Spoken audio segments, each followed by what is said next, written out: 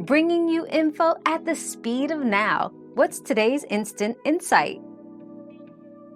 To change your Wi-Fi network name and password, first access your router's settings by entering its IP address into a web browser.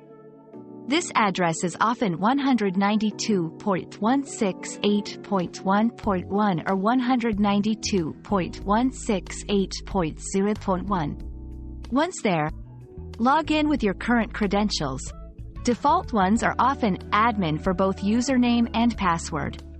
Navigate to the Wi-Fi settings section, where you'll find options to update both the network name, SSID, and password. After making your changes, ensure to save them before exiting the settings panel.